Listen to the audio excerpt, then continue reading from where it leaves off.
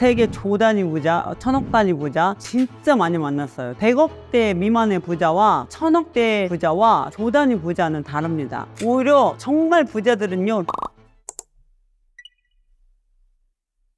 외국에서 제가 회사를 만들고 세계적으로 성공하신 펀드 회사의 주인들, 투자 전문가들이 회사를 사겠다고 또는 나를 만나보겠다고 연락이 많이 와요. 거의 대부분의 세계 조 단위 부자, 천억 단위 부자 진짜 많이 만났어요. 한 번은 로칠드 가문 같은 그런 정말 유명한 부자가 찾아왔어요. 굉장히 예의 바르시고 멋들어지시고 자식 교육들도 엄청 잘 시키고, 그래서 제가 자식 교육 어떻게 시켰는지 계속 물어봤던 경험이 있네요. 예의 바르죠. 세련되죠. 돈을 중요시 여기죠. 돈을 함부로 다루지 않습니다. 짧게 확 돈을 벌었다가 가난해지는 사람 너무 많잖아요. 돈을 진짜 막 좀 과하게 씨앗 머니를 다 먹고 있었던 거죠. 100억대 미만의 부자와 천억대 부자와 조 단위 부자는 다릅니다. 100억대 미만의 부자들은 돈 자랑하고 싶어 해요. 저도 그랬습니다. 그랬다가 쫄딱 망했죠. 저는 굉장히 많은 사람들한테 인터뷰 요청을 받는데 어떤 집에서 살고 있는지, 어떤 차를 타고 있는지 한 번도 보여준 적이 없습니다. 저희 집에 모퉁이도 나온 적이 거의 없어요. 진짜 부자들은요, 자랑할 필요가 없습니다. 오히려 숨겨요, 도망가요. 그러니까 예를 들어서 페이스북에 마크 저커버그가 자기 집 자랑, 돈 자랑 하십니까? 안 하죠. 오히려 감추려고 하는 거죠. 오히려 정말 부자들은요, 진짜 로고가 안 보여서 이게 정말 명품이야? 이런 것들이 굉장히 많습니다. 뭐 시장방어류 같이 생겼는데 몇백 년 전통의 명품들 막 이런 것들이 있어요. 그런 것들을 들고 다니죠.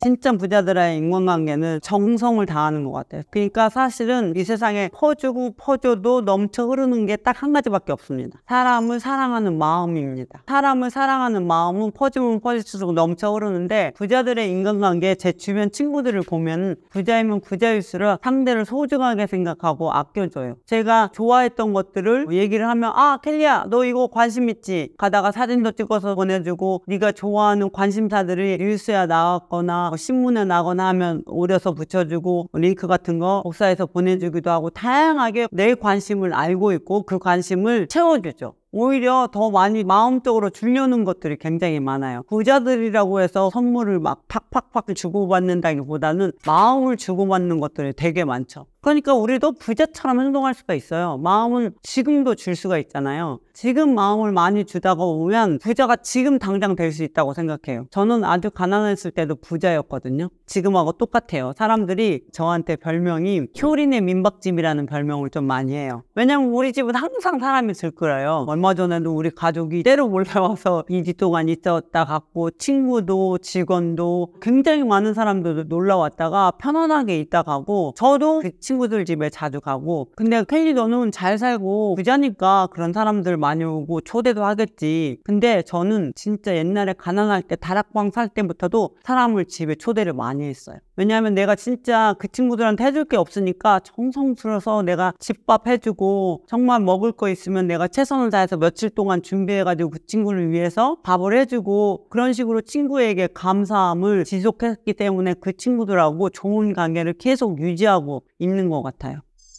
제가 옛날에 인간관계 들어올 때 사업 쫓짝 망했거든요. 그게 내 내면에서부터 시작했다고 생각해요. 예를 들어서 제가 도시락집을 열기 시작하고 진짜 세계적인 기업가가 되고 싶다, 세계적인 체인으로 하고 싶다. 그러면 지금 세계적인 체인이 누구지? 알고 보니까 맥도날드가 전 세계에서 가장 커요. 근데 맥도날드가 무슨 엄청난 재료로 해서 세상에서 제일 큰 게 아니라 시스템을 잘 갖추고 마케팅을 좀 잘하고 그 안에 사람들이 인간관계를 엄청 연결이 돼 있어요.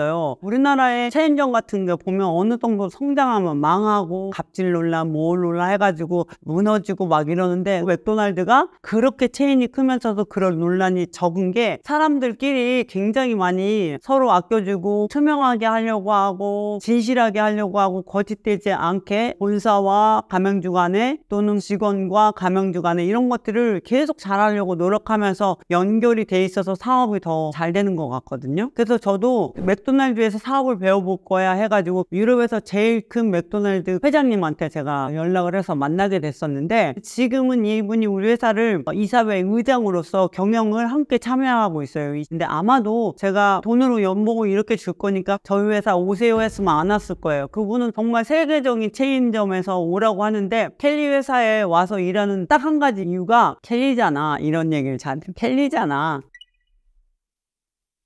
제가 인간관계 얘기를 많이 했기 때문에 케일리가 인간관계가 굉장히 좋고 멋들어지게 사람들을 잘 만나고 되게 많은 친구들이 있고 할 것 같잖아요. 사실은 저는요, 미움받을 용기가 있는 사람입니다. 아무한테나 다 인간관계를 잘하지 않아요. 내가 좋아하는 몇 사람 또는 내가 잘 보이고 싶은 몇 사람한테 최선을 다하고 결과는 그 사람들한테 맡겨요. 저는 인간관계를 사람을 좋아하려고 노력하고 우리 직원들에게 최선을 다하려고 노력하고 우리 고객들한테 최선을 다하려고 노력을 하고 사랑을 주려고 노력을 하는데 결과에 연연하지는 않아요. 그래서 그 사람이 좋게 보든 나쁘게 보든 사실은 상관이 없습니다, 저는. 왜냐면 그거를 막 상관하기 시작하잖아요? 그러면 여러분은 인간관계 제대로 못하는 거예요. 왜냐면 거기에 좌지우지되고 휘둘리게 되는 거죠. 내가 가고자 하는 곳에 집중을 다해서 내가 할 수 있는 최선을 다하고 그러다가 보면 서운한 사람도 있고 좋다는 사람도 있는데 결과는 좀 무시하는 편이에요. 좋아하면 고맙고 싫어하면 괜찮고 어쩔 수 없습니다. 제가 모든 사람한테 사랑받고 싶지는 않아요.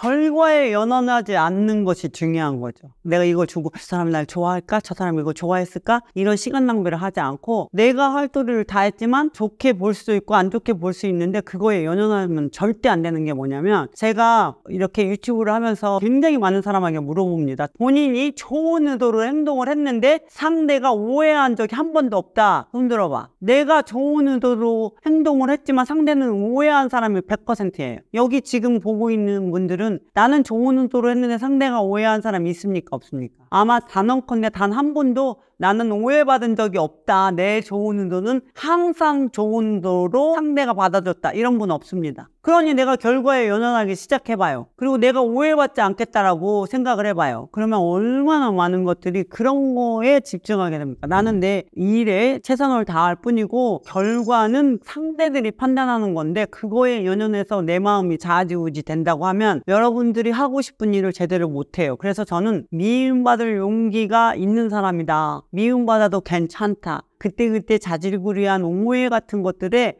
연연하지 말자는 거죠. 진짜 제가 강조하고 싶은 것은 사람, 인사가 만사다. 그리고 결과에 연연하지 말고 내가 할 수 있는 한 하되 내가 가고 싶은 길을 지속적으로 리마인드 하면서 가자. 만약에 여러분 중에 인간관계가 좀 어렵다 생각하시잖아요. 롤모델을 정해보는 것도 되게 좋은 것 같아요. 저는 사실 부부관계는 저희 시어머니, 시아버지가 저희 롤모델이라 보면서 따라하면서 하고 있고요. 또는 가연증 전문가의 토니 다빈스라고 계시는데 그분이 롤모델이라 그 롤모델만 내 머릿속에 이렇게 넣어놓잖아요. 굉장히 비슷하게 갈 수 있고, 인간관계에 어려운 일이 있을 때마다 내 롤모델이라면 지금 이 상황에 어떻게 하지? 그러니까 직장인을 내가 주변 사람 중에 이런 인간관계는 이 사람이 잘한다, 이 사람이라면 이 문제를 어떻게 해결할까 라고 생각하면 생각보다 그 문제를 더 잘 해결할 지혜가 생깁니다.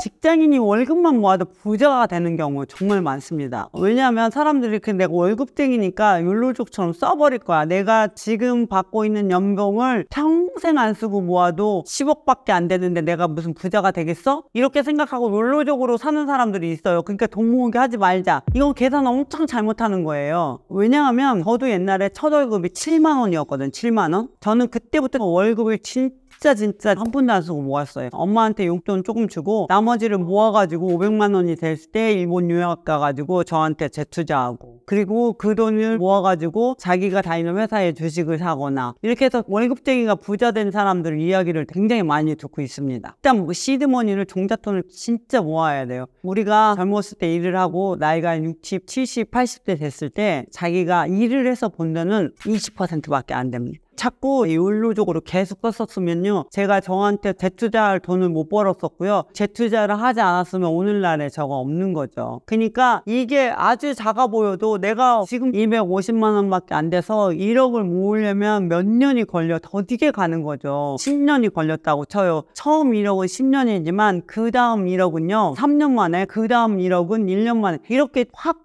줄여갈 수가 있거든요. 그리고 이 1억이 또 수익을 내기 때문에 나중에는요, 내가 버는 돈보다 내가 벌었던 돈이 굴러갈 때 더 빨리 굴러가고 더 성장률이 크는 시기가 와요. 그 시기까지 똑똑하게 내 돈을 굴리는 방법을 연구하셔야 돼요. 원금을 잃지 않고 계속 연구하신 분들은 결국은 내가 번 돈의 20%만 내가 번 거고 나머지 80%는 굴러가서 번 돈이 될 수가 있죠. 투자 공부는요, 굉장히 중요한 게 뭐냐면 내가 돈을 아주 적게 들이고 투자를 해봐야지 투자 공부가 돼요. 제가 처음에 100만 원으로 투자 공부를 한번 시작해보자 그래가지고 주식 사고 팔 수 있는 통장을 개설을 하고 아주 조금씩 내가 원하는 데서 이렇게 돈을 넣어보는 거예요. 그리고 성장하는 걸 보는 거죠. 내가 예를 들어서 애플 주식을 사봐요. 그럼 애플에 대한 모든 관련 기사, 애플에 대한 이야기, 애플을 사용하는 사람 볼 때마다 애플만 계속 보이더라고요. 그러면서 점점점 애플에 대해서 내가 공부를 해나가게 되는 거죠. 그러면서 점점점